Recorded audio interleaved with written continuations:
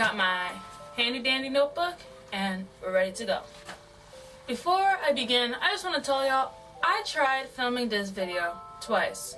So, third time's the charm. If it goes up and it's trash, don't come at me in the comments, okay? Hey, what's up? Assalamu alaikum.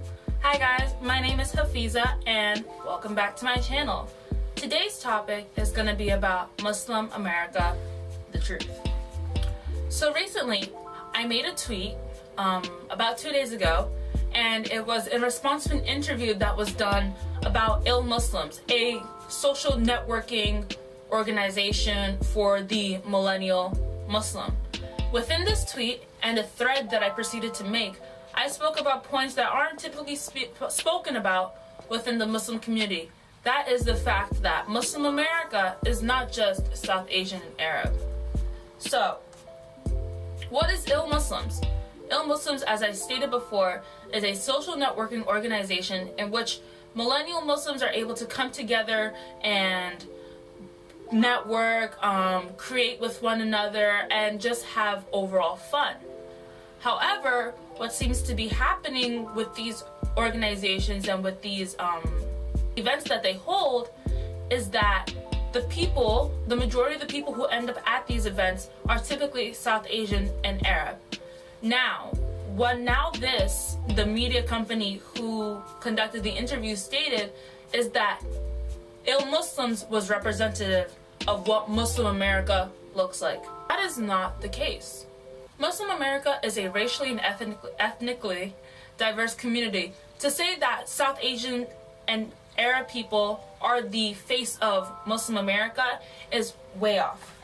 So, my recent tweet stated the following, and I'm only going to read the first tweet and not the entire thread. Muslim America is not just South Asian and Arab. Muslim America is ethnically and racially diverse than what is being shown here in this video.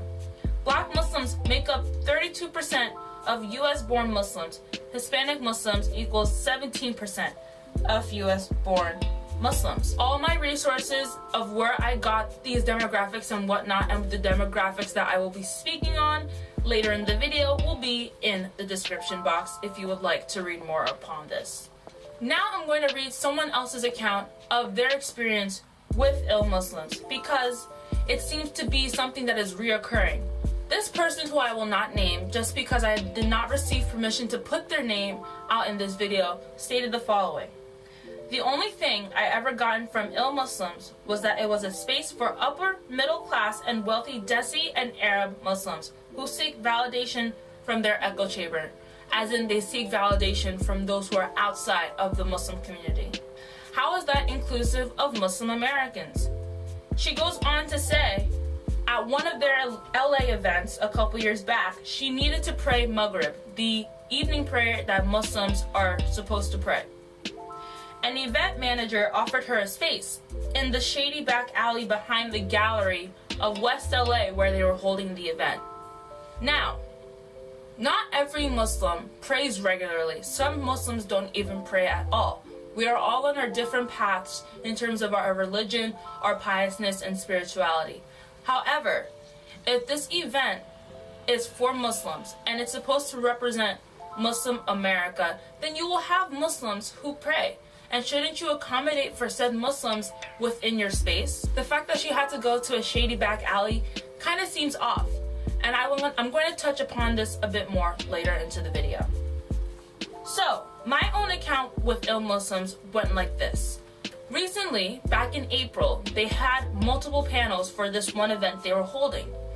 In their panel, not only did they have a man who made misogynoir comments, as in sexist comments towards black women, as well as a woman who had culturally appropriated dreads and box braids from the black community. When they were called out on having those people on their panel, rather than removing those people from their panel and making a statement of apologizing, they kept it and dismissed all the comments that were calling those people out, erased them, and decided not to touch upon it anymore. Now, I am not the only one who had dealt with this situation. I called them out on what they did. Other people have called them out on these type of situations, and they have yet to remedy it, and they have yet to do nothing. Many people have come out and say that their experiences with ill Muslims has not been the best, which goes on to my next point, which is the tokenization. So there's tokenization in two forms. There's the tokenization of oneself, in which you make yourself seem less than who you are just to be accepted by someone else. And then there's the tokenization of others in order for you to look as if you are more inclusive and more accepting and embracing of other people. I'm going to touch upon the tokenization of oneself first. Ill Muslims seems to be tokenizing themselves in order to become more palatable to those who are not in the Muslim community. And what I mean by this is that they are giving a watered down version of what it truly means to be Muslim, and point the lack of prayer space at one of their events. When you tokenize yourself, you become less real. And not only that, you end up misinforming those who you're trying to get to accept you, and that just causes a lot of ignorance, and it creates a cycle of misinformation, and it creates this kind of staying, in order for me to feel safe, in order for me to be accepted, I have to give less than what I am. We should not be giving less than what we are. We should be giving ourselves in our entirety. And we should also not be seeking validation from those who do not try to understand us. If there are people out there who want to stay ignorant, who want to continue to perpetuate stories that are false, we should not force their hand, and we should not force ourselves to make ourselves more likable to them just so we can seek their approval and gain their validation. From what I've seen from ill Muslims events is that they're trying to be the hipster, cool type of person, so that way people can see them and say, oh, Muslims can have fun. Muslims can do this and that. No one said Muslims can't have fun. Muslims have fun in spaces that are following the rules in which we have put down for us within our own religion. So to disregard what is put down for us and to make something new in order to be appealing is completely wrong, and is a great example of tokenizing oneself. Now I'm going to talk about the tokenization of other people, particularly in this space, Black Muslims. I watched the video that I referenced in my tweet. Yes, there were Black Muslims in that space, but to the magnitude of that, there were South Asian and Arab Muslims, not by a long shot. Ill Muslim seems to be catering to one type of person, when in actuality Muslim America is completely diverse and completely different to them what they are promoting.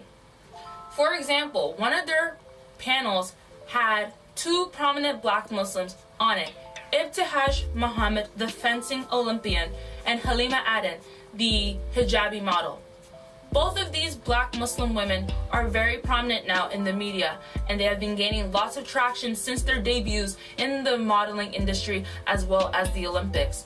However, they are not the only two Black Muslims that are out there in the world. There are many more of us within those spaces, and there are many more of us who are available to come to these events, yet that invitation is not given out to them.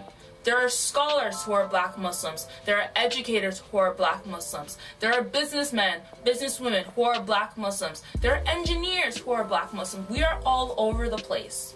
However, they're not taking the time and the energy in order to search for them. Once you have those two token Black Muslims, all of a sudden they think, okay, I'm inclusive. That is simply not the case. You are just tokenizing these people. You are making them a prop. You are not truly being inclusive. You're just being lazy. I'm going to give another example that I think will be a little easier to understand. Jackie Aina is a popular beauty YouTuber here on this platform. She has done so much for the Black community when it comes to makeup. However, when I watch her vlogs and when I watch other people's vlogs about the influencer trips that she goes on and all the collaborations that she does, it seems to be that she is one out of maybe 2 or 3 Black beauty vloggers or black beauty YouTubers who are on these trips. However, there is a plethora of them on YouTube. Yet these influencer trips and these influencers, these brands, are not taking the time to reach out and to search for these people. They see that they have Jackie Aina, they see that they have Makeup Shayla, and then they're like, okay, we are now inclusive. We have diversity. And then everyone else on the rest of the trip is white, Caucasian, and maybe that one Hispanic beauty YouTuber as well. That is not inclusivity in the slightest. That is tokenization. Do not make yourself to be that token person, and do not allow yourself to go into a space knowing that they are using you just so they can say that they're inclusive. Being a black Muslim, being a Hispanic Muslim is not easy. Many people try to erase your identity simply because of your race. My experience is as follows. I didn't start embracing the religion until a couple years back. I was born Muslim. My mom and my dad are Muslim. My grandparents were Muslim. Great-grandparents, great-great-grandparents. You get the point. However, I didn't start getting into Islam truly until I started wearing my hijab, which was about a year and a half ago. Before that, I would go to Quranic lessons, I would read my Quran, but I really wouldn't do any type of soul searching for myself within the religion. Now, after I started wearing the hijab, I became more and more open with sharing my religion. And I became more visible because I had the hijab on. Now nobody could question me on whether or not I was Muslim. Back in middle school and in high school, when I told people I was Muslim, they'd be like, really? You're Muslim? But I didn't know that black people could be Muslim. I thought black people couldn't be Muslim. Black people can't be Muslim? I didn't know that Islam was for one race. I didn't know that Islam was for one or two ethnicities. Islam is one that encompasses people of all creeds. So the fact that people would be confused when I would tell them that I'm Muslim as well, it kind of baffled me, and I wonder, why are they so surprised, you know? What I realized is that the media portrays Muslims as one way. Most of the time when you have that one Muslim friend on a TV show or in a movie, they typically hail from an Arab or a South Asian country. But not all Muslims come from those areas. Muslims come from all over. Muslims are white. Muslims are Chinese. Muslims are Venezuelan. Muslims are Haitian. Muslims are Jamaican. Muslims are all over the place. Whether they're born into the religion or whether they convert to the religion, at the end of the day, they are still Muslim.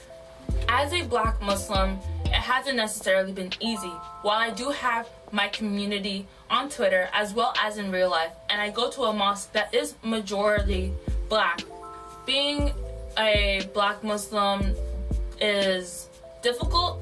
It's frustrating, mainly because people are so set into their cultural and bigotry ways that they are not accepting of people like me or people who look like me. For example, I will go out. I'll go to the mall or I'll go to a store to buy something or to get something. I will see other Muslims passing me. And oftentimes they aren't black, because the Muslims within my community, majority of them are Arab. I will say salam alaikum to them, but they won't say salam back. And this has happened on multiple occasions. One time I was checking out at a store, and the person who was checking me out was South Asian. I told her salam alaikum, and she didn't respond. Instead she said, would that be all? Do you need anything else? And that kind of hurt me a bit, because it made me feel as if I was invalidated within my religion because I didn't look the part. I have the hijab, I can read the Quran, I can speak some Arabic, and yet I am still not accepted within the religion. I am accepted by my God, but I am not accepted by my own brothers and sisters. And that is something that is very, very troubling, and it needs to be addressed within our communities if we want to progress and move forward and deal with people who are trying to break us down. I'm going to share some demographics of Muslims within the United States. As I said earlier in this video, everything will be linked in the description box below if you want to look into it more. The biggest population of Muslims in the US are Black Muslims. According to Pew Research Center, out of all the Muslims in the United States, those who are born here, 32% of them are Black, 17% of them are Hispanic. Yes, Hispanic Muslims exist as well. You may not see them on the street, but they are very prominent here. Latinx Muslims are the fastest growing ethnic group in Islam. According to the Council on American Islamic Relations, in 2011, Latinx people made up 12% of converts to the religion. 12%. Islam is made for everyone. I've said that so many times in this video, and I'm going to continue to say it until people finally realize that. I am not an anomaly. Anyone who looks like me is not an anomaly. We exist. We are here. We are doing everything that other Muslims are doing. But as soon as our skin comes into play, then it's over. That is not what should be happening, and that is why I am making this video. And it all stems back from ill Muslims trying to brand themselves as the face of Muslim America, when in reality, they're just a subsection of what Muslim America is. I'd like to end this video with a call to action. Listen. That is all I ask of you. Listen to the experiences of your brothers and sisters. Listen to the experiences of people who are not within your religion. Listen to the experiences of those who have said, I have been oppressed. Black Muslims oftentimes will talk about their experiences, and they will be put down for them, and they will be dismissed. That is not how we create progress. If we do not listen to one another, there is no way that we can make this world a better place for those who are going to come after us. Continue to do research, continue to read, watch videos, but do not take everything at face value. Make sure you take everything with a grain of salt. What they're giving you might not be the full picture, and you might have to do a bit more digging and a bit more research in order to find out what is the truth. The media always has an agenda. The media wants to portray Muslims in a single light. The media wants to portray Muslims as a single race or a single ethnic group. Please do not listen to every single thing that the media tells you. Make sure that you try your hardest to gain authentic experiences, and make sure you try to do the research and do the work in order to become less ignorant. We all have ignorance in one way or another. If we try to combat it within ourselves, we make progress within ourselves, and we make progress within our circles. I hope you enjoyed this video. I know it's a bit to unpack. If you would like to know a little bit more about what I spoke about in today's video, I will have a blog post up on my blog, obviously, this Friday, talking more about Muslim America. I will also have more statistics on what Muslim America looks like if you would like to learn more. As I stated twice before in this video, all my sources will be linked in the description box below if you would like to do more reading. If you would not like to do that, I will have those resources myself on my blog this Friday, as told by Hafiza.com. You know what to do. Please like, comment, subscribe. Share this video with somebody who needs to see it. Share this video with somebody who thinks that Muslims are just one story. Muslims are multiple stories. No two Muslims are alike. No two people within a race are alike. We are all different. We are all unique. But that is what makes us all beautiful in our own ways. That is all. I hope you guys have a great Wednesday, and I will see you next week. Bye.